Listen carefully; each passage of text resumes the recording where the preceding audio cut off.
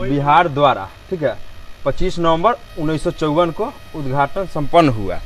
अब आपको विस्तार से बताते हैं, हम लोग का तो उम्र उतना नहीं है, लेकिन इसके इतिहास को अगर जाना जाए तो यहाँ के स्थानीय लोगों से, कुछ सोशल मीडिया के माध्यम से पता चला 1954 में 25 नवंबर 1954 को जब इसका उद्घाटन हुआ, उस समय ये हॉस्पिटल 12 से 13 बेड का हुआ करता था। 7 से 8 पंचायत को स्वास्थ्य के क्षेत्र में ये सेवा मुहैया कराता था। यहाँ डॉक्टर भी हुआ करते थे, एम्बुलेंस 2-2 उपस्थित हुआ करता था।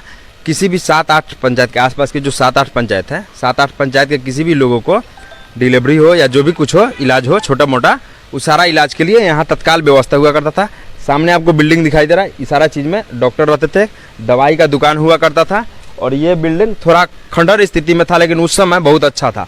उस समय यहाँ पंखा वगैरह सब कुछ हुआ करता था।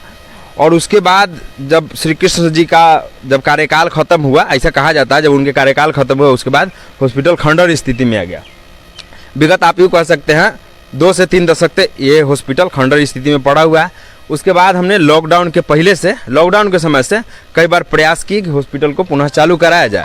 इसके लिए हमने मुख्यमंत्री के जनता दरबार में अपील भी की हुई थे, जिसका हमारे पास प्रमाण है, लेकिन अभी तक कोई सुनवाई नहीं हुआ। उस समय जब हम अप्लाई किए हुए थे मुख्यमंत्री जनता दरबार में, उस समय भाजपा और जेडीयू का सरकार था, कुछ नहीं हुआ। जेडीयू और राजद का सरकार आया, कुछ नहीं हुआ। मतलब आप ये कह सकते किसी भी सरकार में कुछ नहीं हो सकता। बीच में जब 2023 में पुनः जब हमारे सांसद महोदय जब यहाँ हमारे धरपड़ी हाई स्कूल में आई हुई थी, तो सभी लोग गए हुए थे मुद्दे पे, ऐसे उनका भाषण सुनने हम गए थे मुद्दा पे बात करने। हम बोले हमारे यहाँ का एक हॉस्पिटल है और अगर वो हॉस्पिटल को बना दिया जाए तो किसी भी लोग को, क्योंकि यहाँ का रोड का स्थिति इतना दयनीय है, किसी भी कोई भी महिला अगर प्रेग्नेंट हो, रात के 12 बजे अचानक पेट में दर्द हो, अगर मुजफ्फरपुर ले जाना हो, तो हम गारंटी के साथ कह सकते हैं कि धूमनगर और कर्पूरी चौक के बीच में डिलीवरी हो जाएगा। तो ये सारा साहब यहाँ से मुजफ्फरपुर 40-45 किलोमीटर है।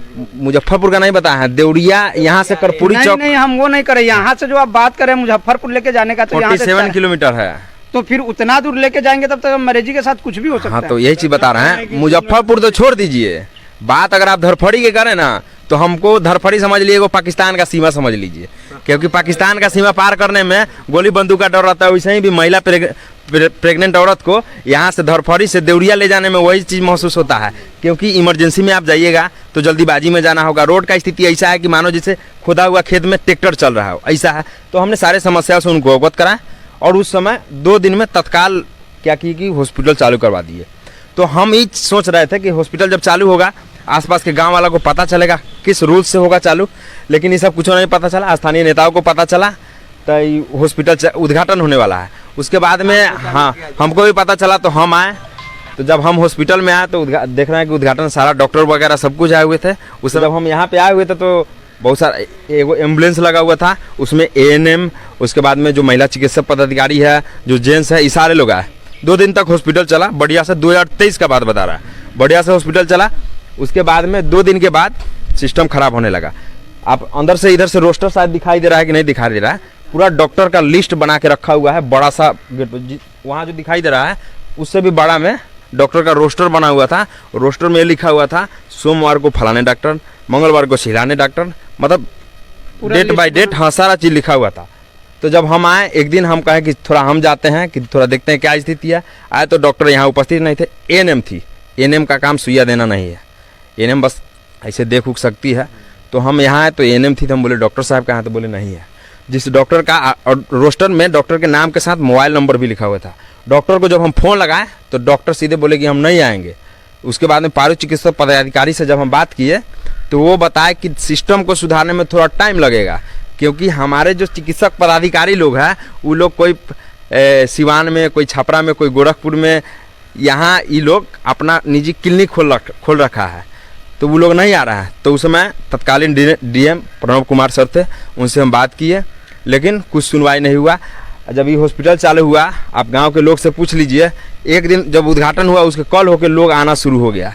मतलब प्रत्येक दिन 50, 100, 200 लोग आया करता था। अगर आज भी हॉस्पिटल अगर पुनः चालू हो जाए तो आप ये कह सकते हैं कि 7-8 पंचायत नहीं, लेकिन 3-4 पंचायत को इस स्वास्थ्य के क्षेत्र में सेवा मुहैया करा सकता है। और उस समय कहा जाता था कि पारू के बाद किसी हॉस्पिटल का नंबर आता था तो यही धरफड़ी अस्पताल का। धरफड़ी के बाद पारू लोग, पारू के बाद अगर इस आसपास में एरिया में अगर देखा जाए तो सबसे बड़ा अस्पताल ही हुआ करता था उस समय। बड़े बड़े डॉक्टर, मेन रीजन क्या है, जो भी डॉक्टर होते हैं यहाँ रहते नहीं है, उनका बहाना हो जाता है, ग्रामीण पे आरोप लगा देते हैं कि ग्रामीण हमको बार बार प्रताड़ित करता है, लेकिन ऐसा कुछ नहीं होता है। वो लोग, रियल बात है कि दियारा क्षेत्र में आना नहीं चाहते हैं।